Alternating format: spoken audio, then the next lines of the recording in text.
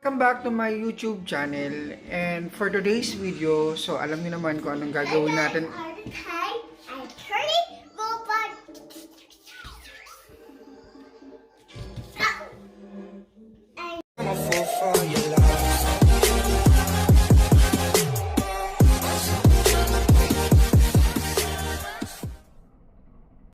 I welcome once again to my YouTube channel, and for today's video, ang gagawin natin is that I'll be sharing to you how Sweden looks like during autumn, and we're going to have a short city tour for me to be able to show to you kung anong itsura na nga ng labas o kung anong itsura na nga ng lugar na kung saan kami nakatira.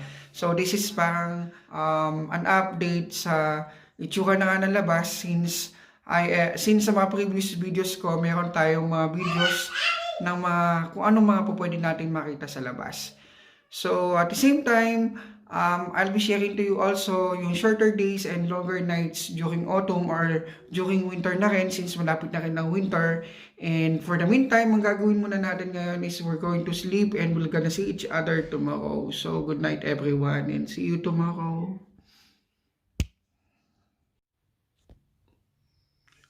Hello, good morning. Gumising ako na medyo maaga ngayon dahil I'll be going to take a video outside. Wala akong pasok ngayon, Saturday, and after nito, matutulog muna ako. Mamayan tayo maglilibot, and hindi ako makapagsalita mabuti dahil natutulog pa yung mga mag-iina ko. Tara, samahan niyo muna ako sumilip sa labas.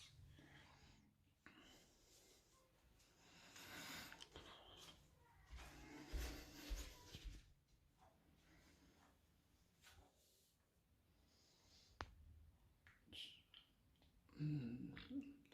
7:30 na, 7:40 na umaga.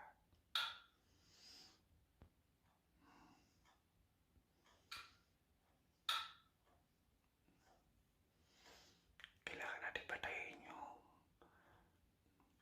ilaw para makita natin yung labas. Yan.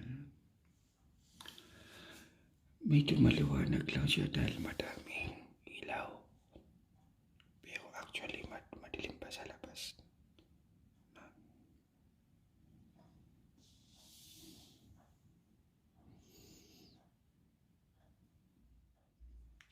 Dito tayo sa kabila sumilip.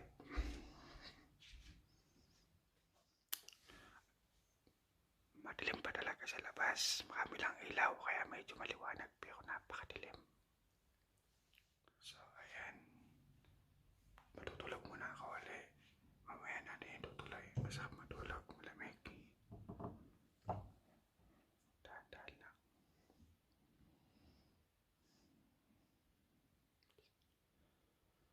Good night. Good night ulit. Hi! Welcome once again to my YouTube channel. So, tinanghali tayo ng gising. Napakasarap naman talaga matulog kapag malamig ang panahon na walang pasok. So, just like what I've said, we're gonna go out, we're gonna take a look ano itsura na ng surroundings during autumn and papalapit na ang winter. So, time check, it's 1 o'clock in the afternoon. So, we're gonna go out and I hope you will enjoy and have some fun. See you again! Hi, hello! So, nasa labas na tayo. Epic failed lang siya kasi I thought I have my bike. Pero wala pala, naiwan ko pala yung bike. And so, we're going to walk. Push pa rin natin kasi walking is an excellent exercise naman. So, yun.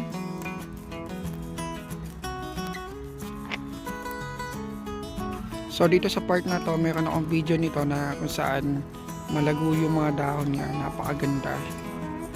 Every time na naglalakad ako dito, you're just going to enjoy every moment you walk. Wow.